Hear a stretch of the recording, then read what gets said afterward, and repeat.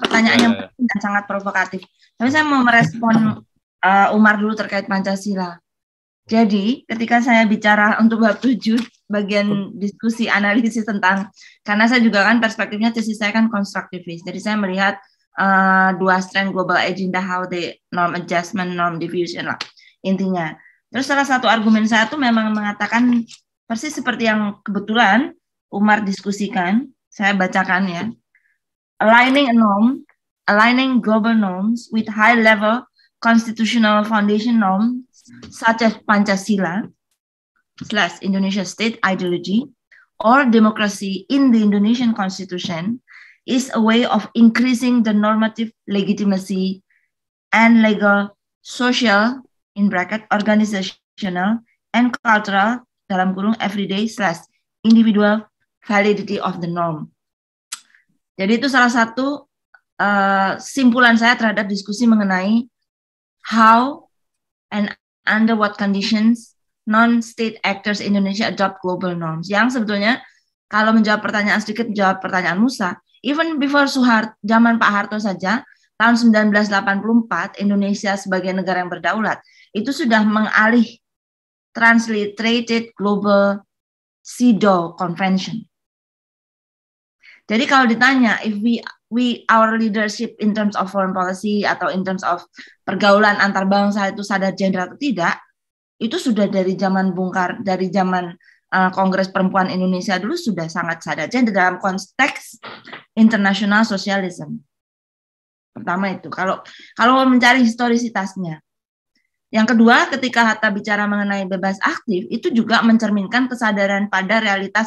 Kalau menurut saya itu lebih dari sekedar dia mengartikulasikan ideological block. Atau dalam perspektif lain, 48 itu kan masih ada semangat anti kolonial ya. Meskipun dia tidak mencerminkan atau kurang pas disebut sebagai realis, tidak kurang pas sebagai lensa untuk menganalisis atas perspektif. Kalau dalam pengamatan saya, misalnya saya lihat satu referensi tulisan teman kita di Erlangga, siapa tuh namanya, Bayu ya, tahun 2018. Dia kan bikin catatan tentang perkembangan ilmu HI di Indonesia kan. Ada Erlangga, ada UGM, ada beberapa universitas lagi. Nah, dia melihat itu bahwa salah satu dimensi yang mempengaruhi ya situasi global itu sendiri. Jadi ketika Hatta menyampaikan politik bebas aktif, tidak hanya sekedar ideological block, tapi juga mendiskusikan aspirasi ekonomi pada saat itu. Nah, kalau untuk socialist feminist yang diangkat Hatta itu sudah pasti dia punya dimensi sensitive gender. Itu yang kemudian. Berikutnya kalau saya lihat beberapa presiden di Indonesia, walaupun Bu Mega perempuan, kemudian ada Gus Dur, jangan lupa kalau salah satu dimensi yang diangkat oleh feminis internasional, termasuk juga dalam mungkin kalau ada yang alergi dengan kata feminis, katakanlah yang punya kesadaran kesetaraan berbasis gender di Indonesia, itu sudah cukup lengkap sebetulnya diulas oleh para feminis sosialis di Indonesia. Sebelum misalnya dikenal yang post-strukturalis feminism muncul belakangannya kan. Tapi di Indonesia ini secara ideologi tuh titik berangkatnya aktivis perempuan yang bersentuhan dengan global issues itu cukup tertib. Pertama itu. Yang kedua, mereka memang punya ideologi. Nah, ideologinya diartikulasikan dalam bagaimana mereka membedah isu-isu apa yang tepat untuk dibawa ke Indonesia. Hence, Amitav Acharya bilang localization, non-localization. Itu aktornya siapa?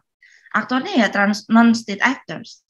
Ya kan? Nah, kalau dilihat dari sudut pandang ini, kemudian ya, kalau saya sih cenderung, ya realis itu bisa untuk melihat Indonesia dalam kerangka bagian dari, seperti tadi tuh, oh ya, situasi geopolitik berubah nih, Amerika bersaing dengan Cina. So what is Indonesia doing? Bisa ditaruh di situ.